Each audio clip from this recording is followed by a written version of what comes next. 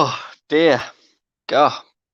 Yeah, that's how I felt about that game. Jesus Christ. I chose to do my first watch along on the channel.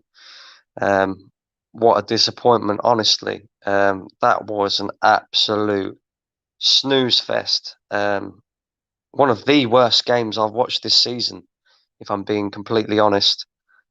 First 10 minutes, Arsenal came out.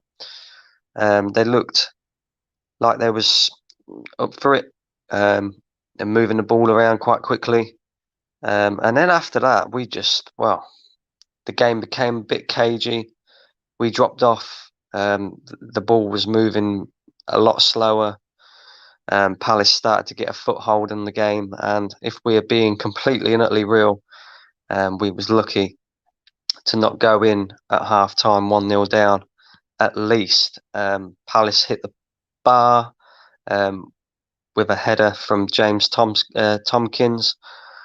Very, very lucky. And then again, another cross that came in, and great save by Bernd Leno to keep it at 0-0. Second half, looks like Arteta had given them a little bit of a bollocking. And they came out in the second half. And again, in the first 10 minutes, in fact, the first 10 to 15 minutes, we was all over Crystal Palace, putting no end of pressure on them. We just really did lack the finishing touches in the final third. So poor tonight, it was unreal. And then again, Palace sort of took hold of the game a little bit. Had an opportunity with Zaha going one-on-one with Rob Holden going down in the box as well. I personally don't think that was a penalty, but maybe it was a foul. Zaha cutting a very frustrated figure for Crystal Palace. And yeah, bit of a drab, boring, crap game, really. We just really did lack quality today, and you could tell that there was a lot of changes made to the side. Players just didn't look on it, and look, there are players still in this squad that are not good enough for this football club. I don't care if they had a good performance or not. At the end of the day, you can't give a player extra quality. That costs money. And the only way we're going to get extra quality is by going and buying players, which I can't see us doing in this January transfer window. I think we will probably get maybe one, maybe two players, but they won't be players of the top quality, that's for sure. Because we tend to turn into loan FC, or we'll go and buy, a player that's injured, or a player that's past the peak of his career, or we'll start handing out new contracts to players that do not deserve it, i.e. David Luiz, Rob Holden, all of these players. It's a shambles. It is a shambles. But at the end of the day, we have to look at it from the perspective that, yes, we had a lot of possession, but we didn't do fuck all with our possession. And if we're being real, throughout the 90 minutes, Crystal Palace had the best opportunities of the game. So for me, a point it's 1 point gained. We could have quite easily have lost that game because of the lack of quality in the final third. But there you go. It is what it is. We move on. We've got Newcastle on Monday. Hopefully, we can make some improvements because we have only recently played them in the FA Cup, and again, we struggled hard. Scraped by them. We can't afford to be drawing too many games or losing too many games. We've lost 8 games already this season. And that result tonight also means that the run continues. We still have not beaten Crystal Palace in the league since June 2018. That is 5 games against them without a win. That's 4 draws and 1 loss. It's just not good enough. It's just not good enough. Arsenal Football Club. It's a madness. It is a madness. I'm going to get into a couple of your comments, and then I'm going to move on to the player ratings, and I'm going to probably end this stream pretty quick. I am tired, and that game has drained all the energy out of me. Mark my words. 12 says who? Who what?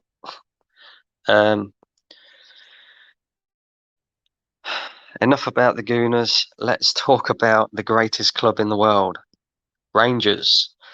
Rangers, yeah, they're doing very, very well in the Scottish League. They've been exceptional this season. There is no question about it. Yeah, very, very good. I think the last time I checked, because trust me, I do watch football, but I don't really keep up too much with the Scottish League. You was around about 22 points in front of Celtic, which is mad, absolutely mad, considering, well, Celtic tend to win that league with ease most seasons. And yeah, Steven Gerrard is doing a very, very good job at Rangers. There's no question about that. Big up to you, Mick Grimes, in the comments section. This is the first time that I've seen you in here. Big up to you. Smash a like on the video, man, and come and subscribe to the channel if you haven't already. Same for you, mark my words. Yeah, big up to you guys. So we're going to get into the player ratings. I'm going to start with Bernd Leno. Bernd Leno, apart from the fact that he made a brilliant save in the first half to stop us from going in at half-time 1-0 down, he didn't really have too much to do. Palace had 1 or 2 opportunities, but aside from that, they wasn't really flooding our goal with shots or, chances. We controlled the possession very well, I thought, and like I say, Bernd Leno didn't have an awful lot to do, but because he kept us in the game, I'm going to give him a 7. Moving on to Mikel Arteta's first love child, Hector Bellerin. Not good enough. Not good enough. And I'm not scapegoating this guy, right? Because I thought he did okay. Yeah?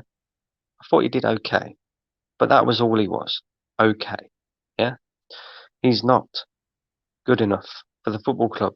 And the sooner that this manager and this board and whoever the fuck runs this club realizes that he's not good enough, the better. Yeah? He wasn't good enough under Wenger. He wasn't good enough under Emery or Lundberg, and he's not fucking good enough now. The guy has had a massive injury, and since he's come back from his Achilles injury, he looks like he's lost his pace, which is the only real attribute that he had as a footballer. And that is just it.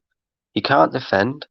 Yeah, again tonight, if Crystal Palace had better players and could finish their chances, the amount of times that Hector Bellerin was caught out of his position, and was having to be covered by somebody, it is unbelievable.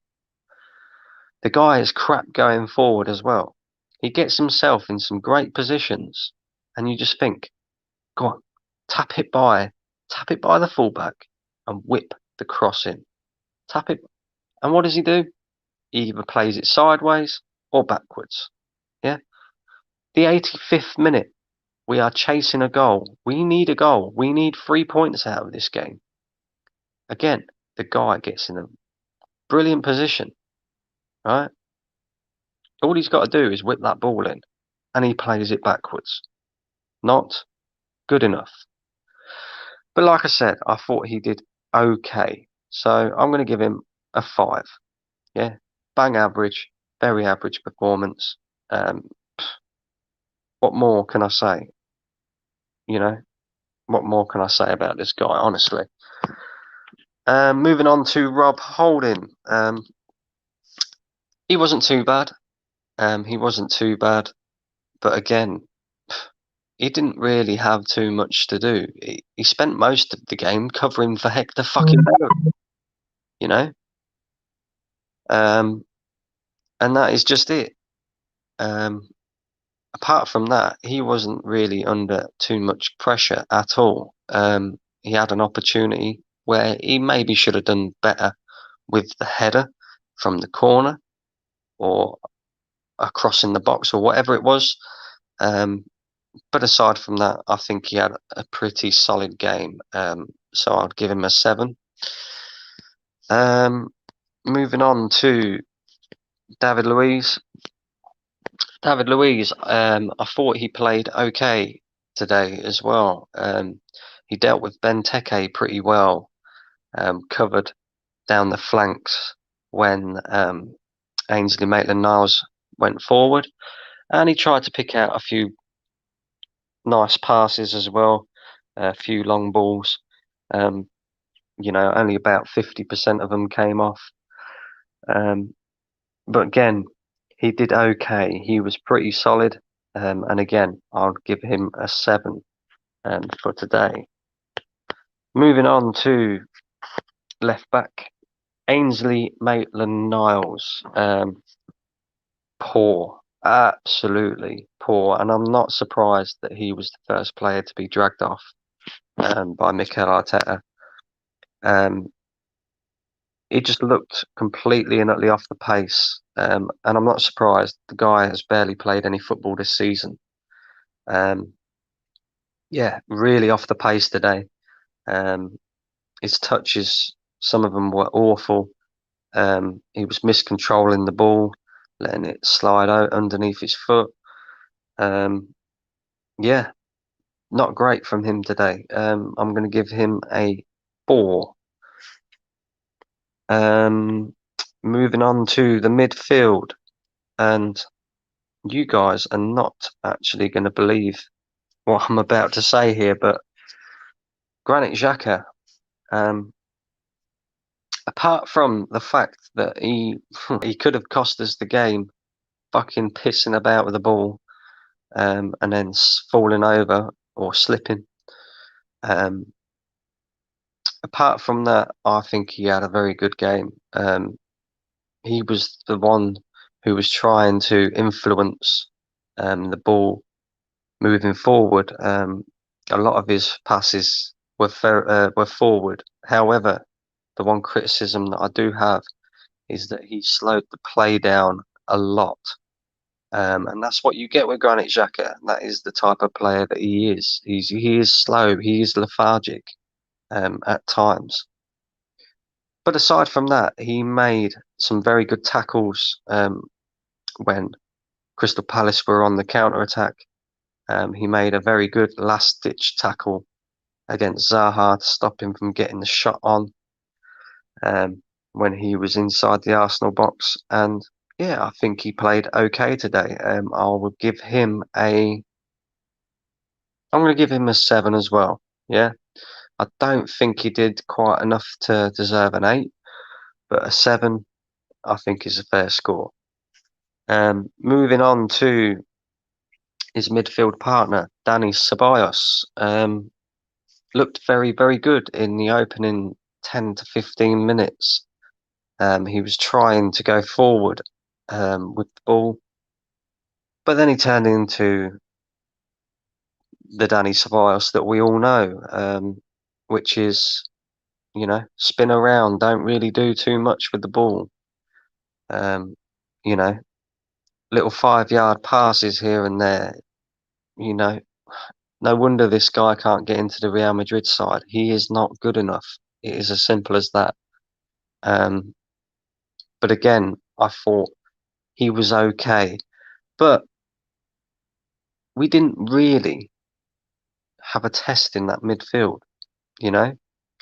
Crystal Palace's midfield didn't really put too much pressure on our midfield, which surprises me a little bit because our weakest point in our squad at the moment is our midfield.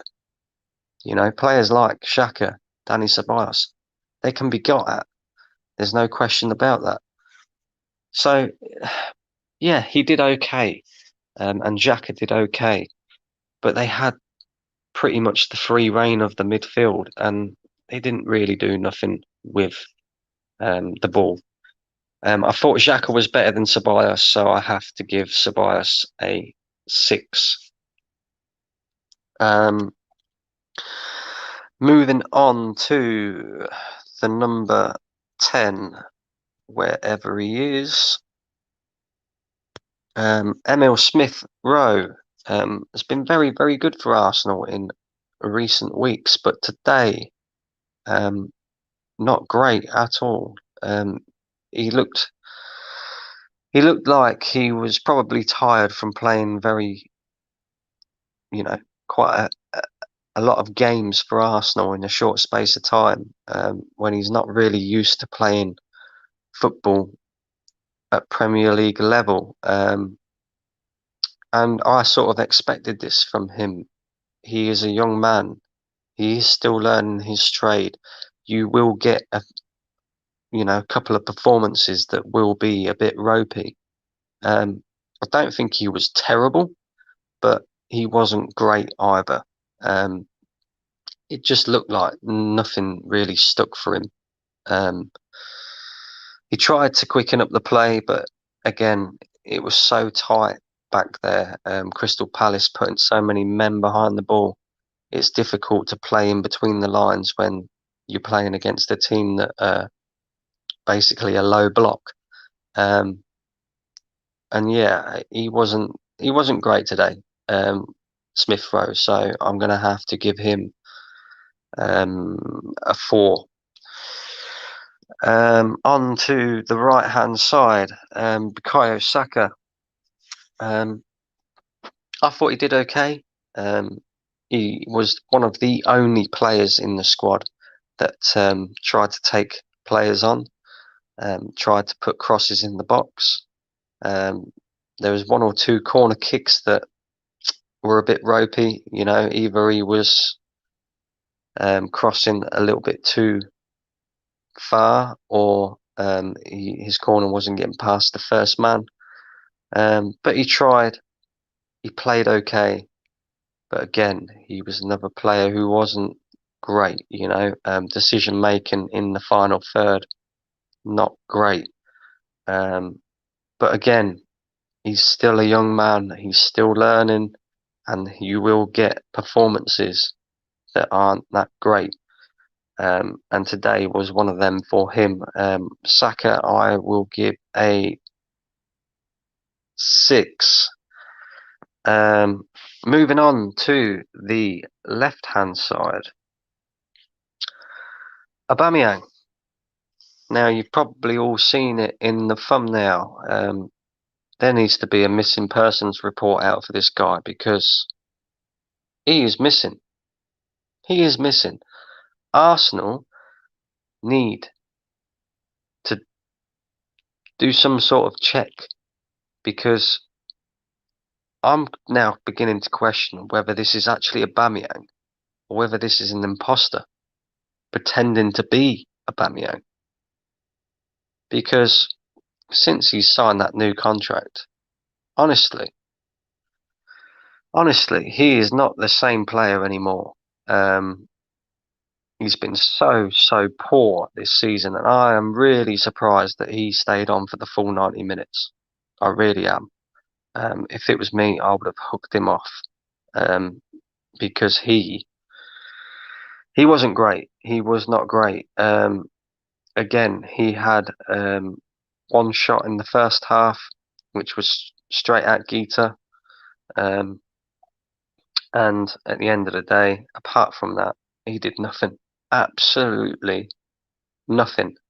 And I don't know what it is with this guy and what's going on with him, but whatever it is, he needs to get it sorted out, because Honestly, I don't understand how a guy can go from scoring 20 goals a season to being this bad. This bad, you know? It is absolutely mad. Um, it looks like to some fans that he's got his big payday and now it's time to chill. And you know what? The longer this goes on, the more people will turn on him. Even knows he has got credit in the bank for Arsenal. Um, but at the end of the day, that today is not good enough. Aubameyang gets a 2.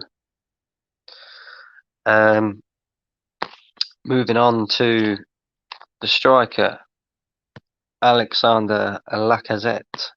Um, Again, another player, very, very average today. But at the same time, I was screaming it in the first half. Why can't we get this guy into the game? Yeah, the guy barely even touched the ball in the first half. Yeah, because he was that isolated. Um, and you know, I think he links up the play well if you give him the ball. And he just, well, he was so isolated out there. It was unreal. But at the same time, I feel like he also has to work a bit harder to try and get the ball. And yeah, he was very, very average today. And again, I'm going to have to give him a 4, below average, but better than Aubameyang. And yeah, this guy just blows hot and cold, really, doesn't he? You'll get a few good games out of him where he'll be banging goals, and then he'll just be really, really poor. And I hope that this isn't the start of his poor run of form once again. We're going to move on to the substitutes. First player to come on, Nicola Pepe. Nicola missing is what his name should be, because, or Nicola no quality, because again, this guy comes on. You think that, a player of his quality, because he does have undoubted ability, yeah, but we just don't see it from him.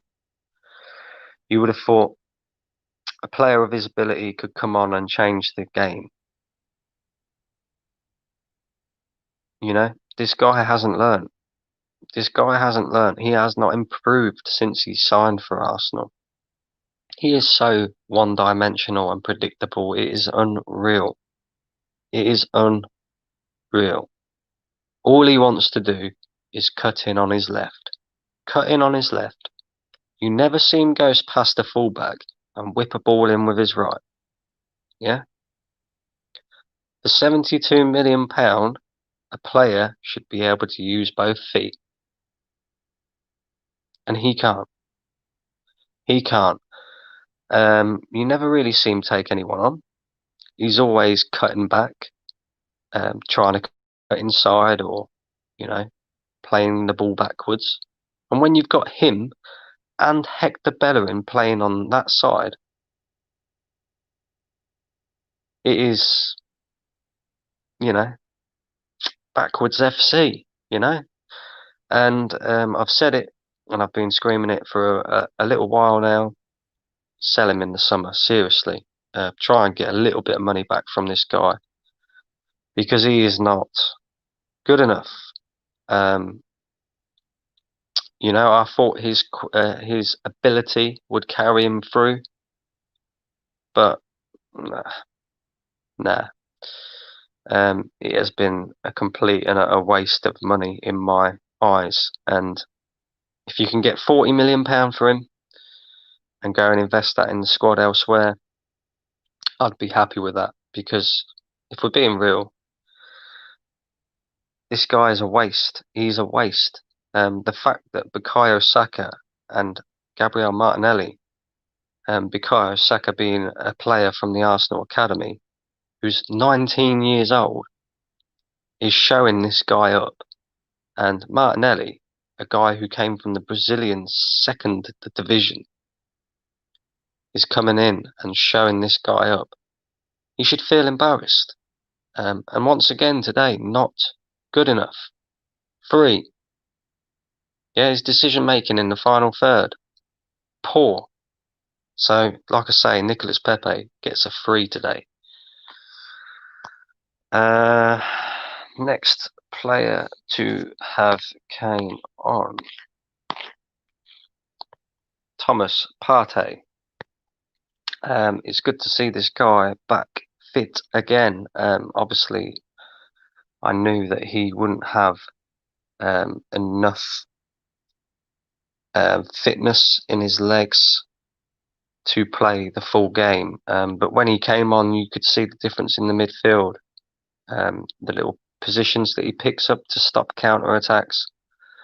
The fact that he can also go forward with the ball as well. He's just on a different level, quality-wise, to every other midfielder that we have at this football club. And once he's back fully fit again, I have no doubt that this guy is going to be a top quality player at Arsenal. We just need somebody else to go next to him. And like I say, I agree with the decision to leave him on the bench and bring him on a bit later on. I probably would have started him and then brought him off. But Mikel Arteta did it the other way around. I'm glad to see that he has learnt from his mistake from last time. Don't rush him back in. Let him gradually get his fitness back. But like I say, when he came on, you could see the difference in the midfield. Thomas Partey, I'm going to give a 6 because I thought he did okay, but nothing really of note as to what you could really say. Yeah, he deserves more than that. And then the last substitution, Eddie Nketiah, Mikel Arteta's other love child. Now, as soon as he came on, I said, we ain't getting a goal in this game. No way. This guy is a 6-yard tapping merchant. And yes, he works hard. But aside from that, he's not good enough to play for Arsenal Football Club. And it's just as simple as that. The guy has not got the quality to play for Arsenal Football Club. And as poor as Lacazette was, and Aubameyang, they've got moments in them where all they need is one chance and it's been put away. And Nketiah is not that player, Again, another player who's not good enough for the football club. Another player who, needs to be sold in the summer, 100%. He won't be because he's Mikel Arteta's love child, and they'll probably give him a new contract, and we'll continue to go backwards. But there you go. But based on his performance today, he didn't really get a lot of time to do anything.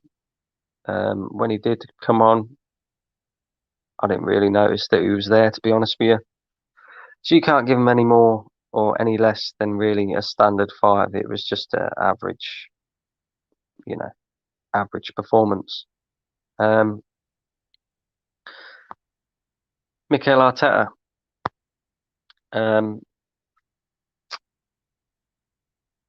I thought that considering the players that he had to choose from, when you take into consideration the fact that Tierney was out, Marie was out, Elneny was out, I think he picked the strongest lineup that he could have done. I just feel like maybe if we had have started with Partey instead of Xhaka or Ceballos, and did it the other way around where we gave Partey 45 minutes, maybe when we was on top in that first half, we could have maybe made one of the opportunities count. But to be honest with you, I don't blame Arteta for today.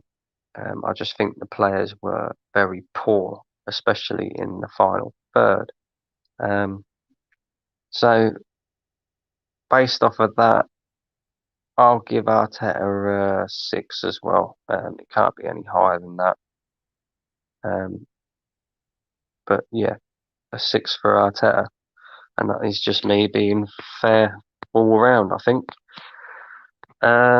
So yeah, there you go. There is the player ratings. I'm going to get into a few of your comments, and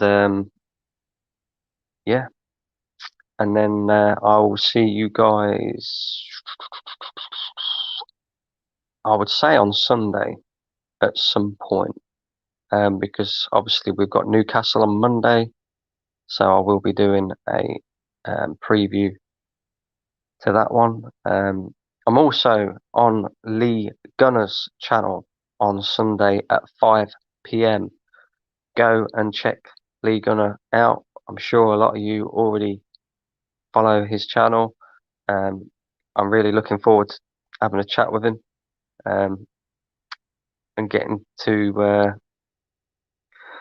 to talk about his views on the club.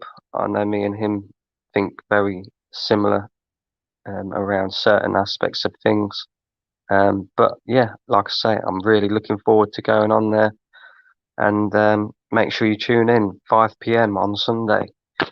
Red Lucifer says, sorry I'm late, just finished my work. That's all right, mate, you're all good. Brandon gets 10 out of 10 for the awesome watch along. I tell you what, mate, I tell you what, I appreciate that, but the watch along was a bit dead. Yeah, and that is only because the game was dead. But yeah, I know, I appreciate you coming on and putting your comments in and stuff. Dirty Melina says, big up. First time I've seen you in the chat, Dirty Melina. Thank you for jumping on and joining in. Big up to you. Would I sell Aubameyang? Would I sell Aubameyang? I suppose the biggest issue would be he's now on £370,000 per week. We are never going to find a club that's going to pay his wages. And I do still think that he could regain some form, and still score a decent amount of goals for us. So I wouldn't write him off just yet. I just think he's going through a bit of a massive rough time, and it's the first time that he's been through a rough patch in his career. So it's something that he's also got to learn from. Would I drop Aubameyang? Yes, I would. I'd give somebody else a run in the side instead of him. But as regards to selling him, I think it's too soon to really call for him to be sold. Red Lucifer. The problem, Ober's wage is 375k per week. Who's going to go for him? Yeah, basically just what I just said. Devin says no chance of top 6 anymore. There is still a chance. There is still a chance. Because the season has been like one of the strangest seasons ever. But do I see us getting top 6? I don't. I really don't. This football club, you know, it's run so poor. It is ridiculous how poor it's run.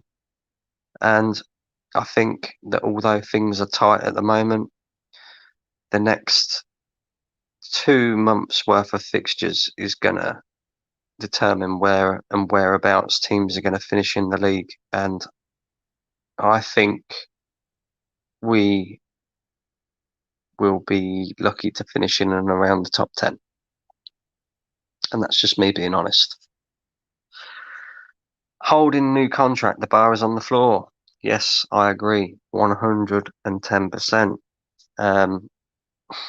Listen, I have no issue with it. If I would have had no issues, sorry, let me rephrase that again. I would have had no issue with it had Rob Holding been a player who was going to be a squad player.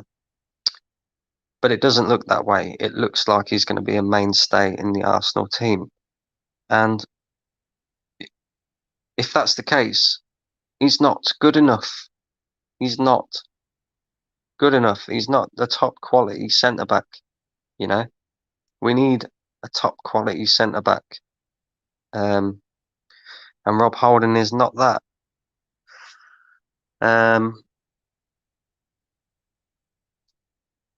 Can't believe he took Ceballos off and not Xhaka. Really? That surprises me because I thought Granit Xhaka was actually one of our best players, surprisingly enough. And everybody knows that I do not rate Granit Xhaka one little bit. But today I thought he did okay. I don't think anybody really stood out today, you know. I don't think there was anyone who really, you know, you could actually point at and say, yeah, they had a good game.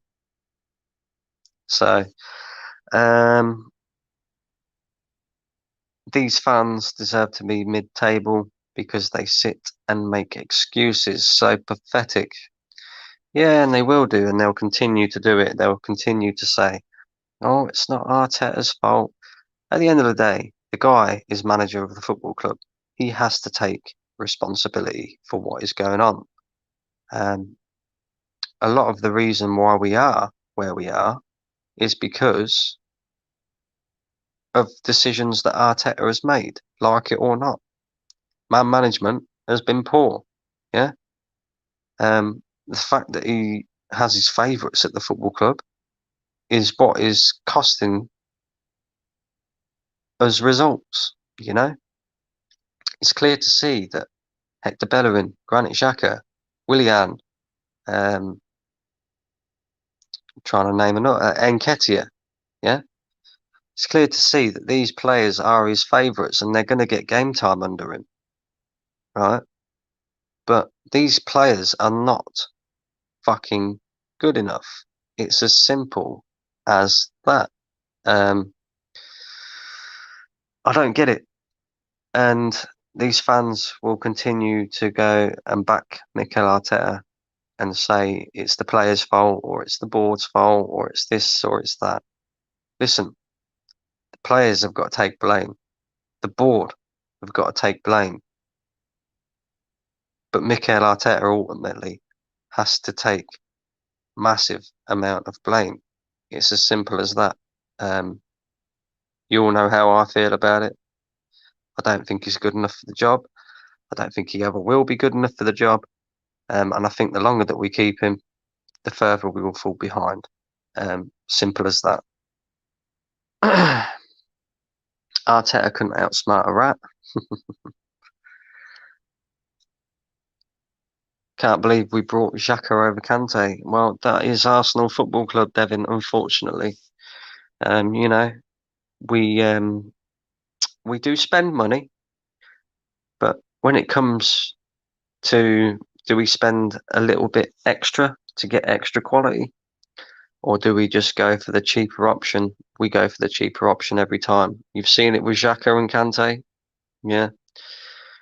Xhaka actually cost a little teeny bit more than Kante. But the difference being is that we was able to pay for Granit Xhaka in instalments. Leicester wanted £35 million up front for Kante. And then you see the same again with Zaha and Pepe. We wanted Zaha, or our manager wanted Zaha. He didn't want Pepe. Yeah, Emery wanted Zaha at the time, not Pepe. And we went and got Pepe because we could pay for him in instalments. Crystal Palace wanted £80 million up front for Zaha. You know, cheap. And Hecky B is a bloody twat. Yeah, Hecky B. Hecky B needs to fuck off and go and do fashion or some other thing other than football. Because he's not good enough. Simple as that. Aziz over Xhaka. To be honest with you, I couldn't tell you because I haven't seen enough of Aziz to say whether he is good enough. But I did see his little cameo performance in the Europa League, and I thought he did all right. I think for me, we need to go and buy Basuma. Go and buy Basuma from Brighton. It's not going to cost you an arm and a leg, but you're also going to get quality at the same time. Then all of a sudden, you've got a midfield two of Basuma and Partey. Basuma is very defensive-minded footballer, right? But he has quality as well. Thomas Partey, I think some people mistake him for just a defensive midfielder. He's not. He can do damage going forward as well, you know. So I think a partnership of Partey and Basuma would be good. And then we need to go and get a number 10 because as good as Emile Smith-Rowe has been, he's still a young man. He's still learning, and we are going to get poor performances from him. And we need somebody of top quality in that number 10. Will we do it in January? Relentless is asking me here. Will we sign anyone in January? I can't see it, mate. I can't see it because if you look over recent years, the January transfer window has been where we tend not to do a lot of business in January at all. If we do get anybody in January, I don't expect to see any more than maybe 1, 2 players coming in, but they won't be of the top quality that we need. Or we'll probably go and loan a few players, you know, or we'll start giving other players new contracts and just continue on the same cycle that we are.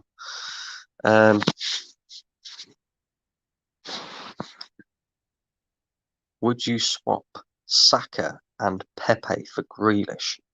No. No. No. Pepe and let me think.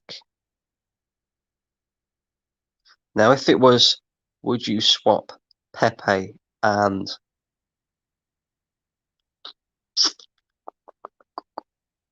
trying to think now.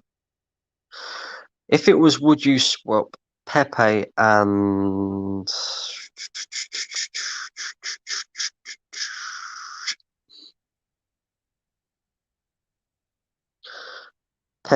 Reece Nelson for Jack Grealish,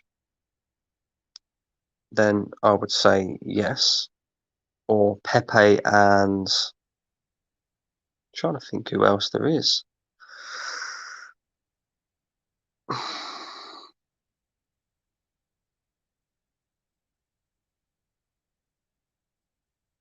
No, I can't think.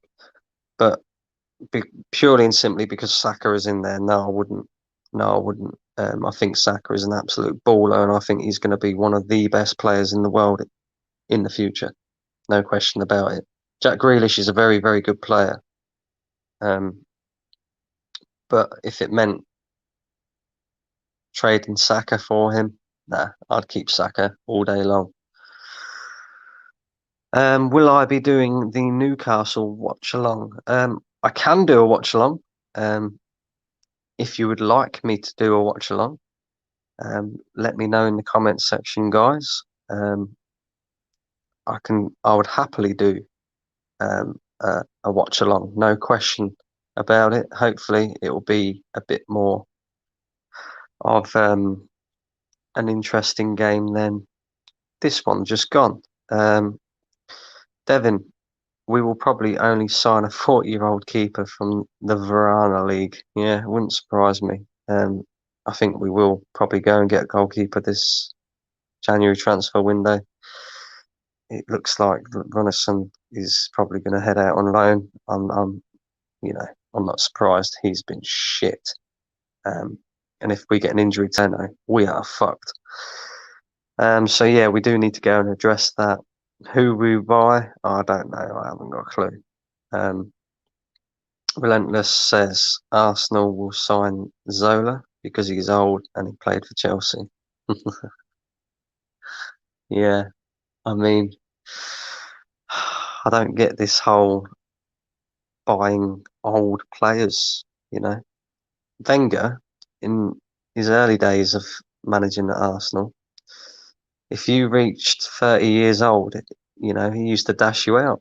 And,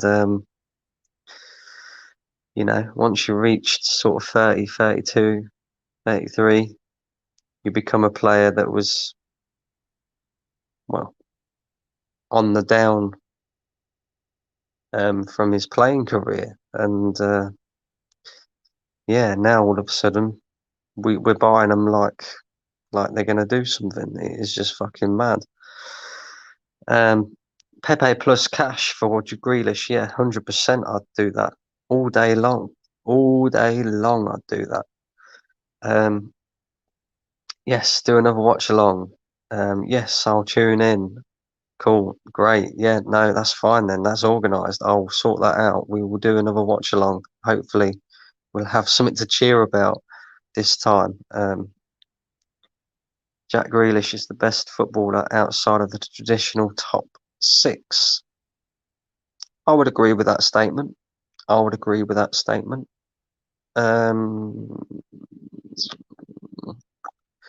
Just trying to think if there's anybody else that you could put in that category.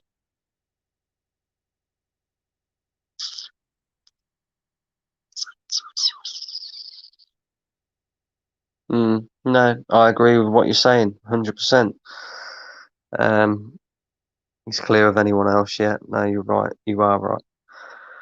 Right, guys, I'm going to wrap it up there. It is midnight here, and I've got work in the morning, so I'm going to have to wrap it up. But thank you for tuning in, and like I say, I'll be back on Sunday for a match preview to the Newcastle game. I will be doing a watch along on Monday, seeing as that's what you guys want. And also, don't forget to come and tune in on Lee Gunner's channel. I will be on there at 5 p.m. Sunday. Don't forget to tune in. Of course, don't forget to smash the likes up if you haven't already, and subscribe to my channel. Big up to each and every single one of you. I'm out.